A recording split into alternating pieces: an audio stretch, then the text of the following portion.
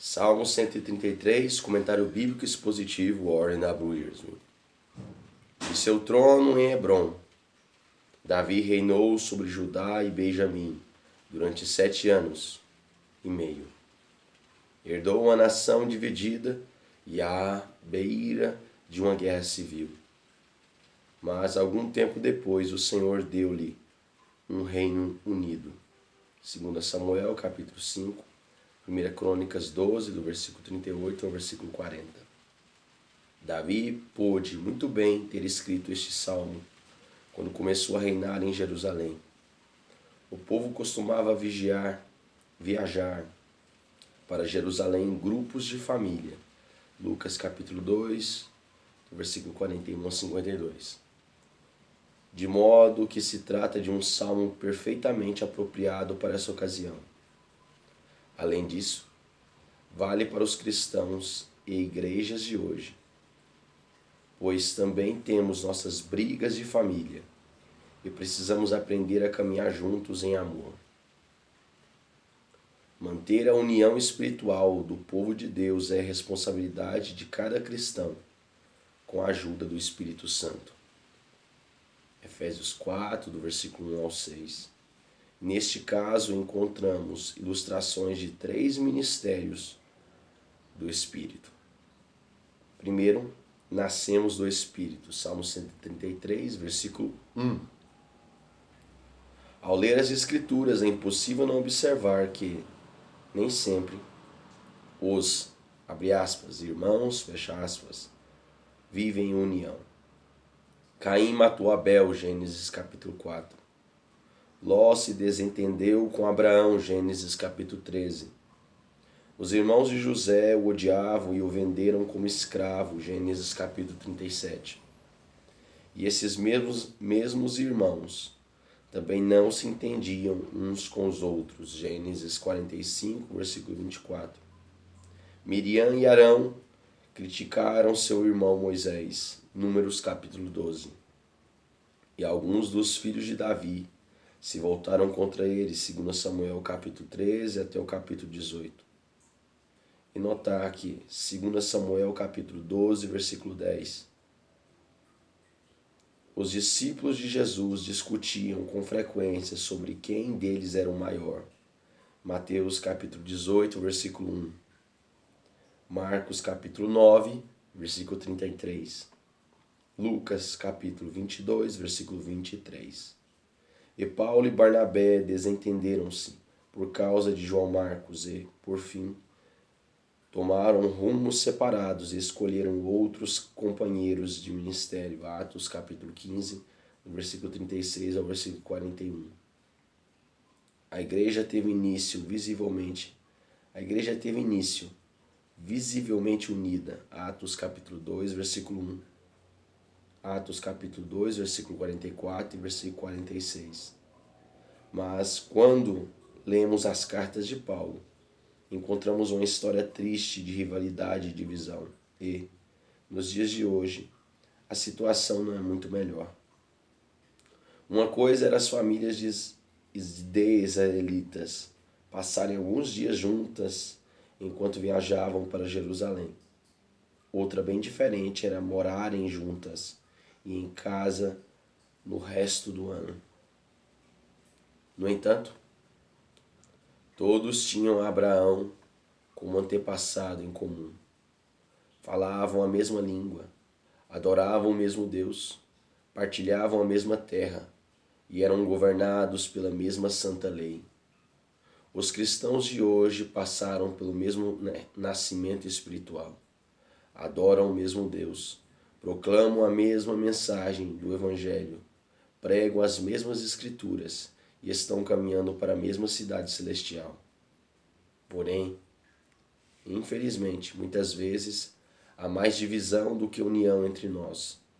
No entanto, todos sabemos que a união espiritual em Cristo, Gálatas 3, 26 e 29, Efésios 4, versículo 1 ao 6, é algo bom e agradável.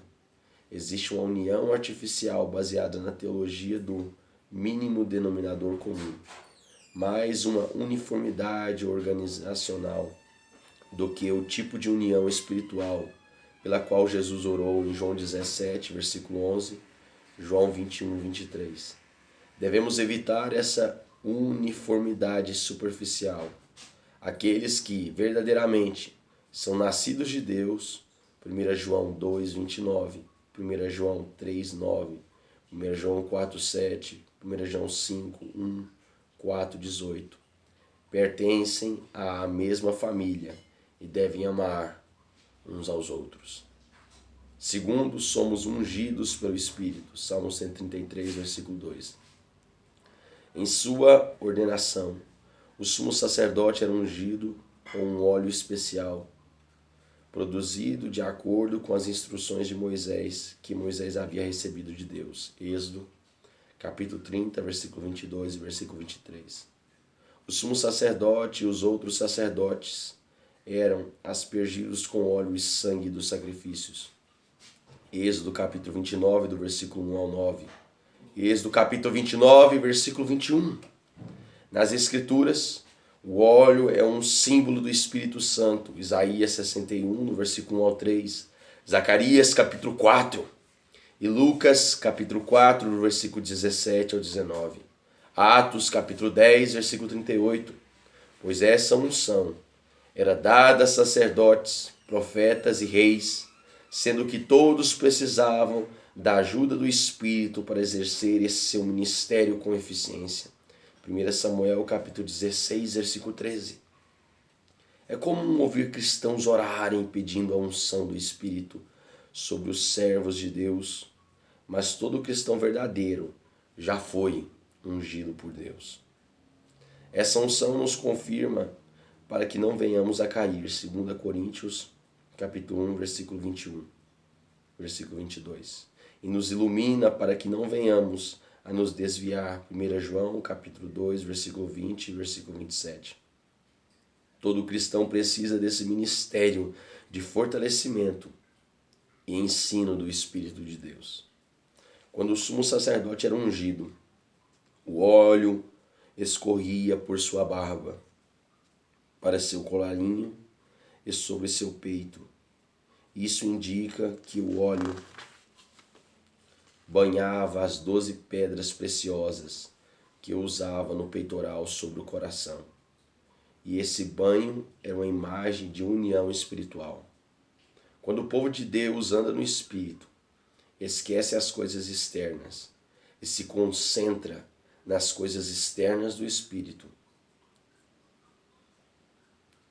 E se concentra nas coisas internas do Espírito. As coisas externas nos dividem: gênero, riqueza, aparência, preconceitos étnicos, condição social e posicionamento político, enquanto o Espírito promove nossa união e glorifica a Cristo.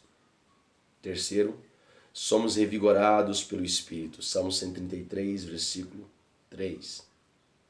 Os israelitas eram, basicamente, um povo agrário, que dependia das chuvas que ocorriam 2 vezes por ano, as primeiras e as últimas, e também do orvalho para regar suas plantações. Deuteronômio capítulo 11, do versículo 10 ao 17. Nas Escrituras, o orvalho simboliza a palavra vivificadora de Deus. Deuteronômio 33, 22. A bênção de Deus que traz fertilidade.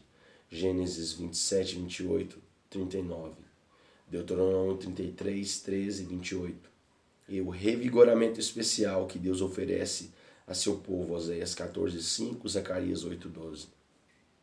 Quantas vezes precisamos do refrigério do Espírito, que vem silenciosa, porém abundantemente como orvalho sobre a relva. Quando as coisas secam, começam a murchar e se desintegrar, mas quando o orvalho chega, traz nova vida e coesão. Vida significa união, morte significa decomposição, e a diferença é o orvalho que cai do céu. O Hermon, no extremo norte de Israel, é o monte mais alto da região, com quase 3.000 metros, e Sião é um dos montes mais baixos de Israel. Os dois são separados por uma distância de mais de 300 quilômetros, e, ainda assim, Deus faz cair o orvalho sobre ambos.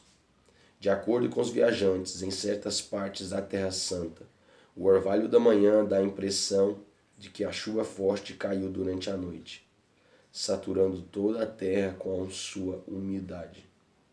O orvalho é relacionado à fertilidade, enquanto a unção com óleo é associada à fragrância, pois a união do povo de Deus é boa e agradável. Qual o significado de ali, no versículo 3? Qual o significado?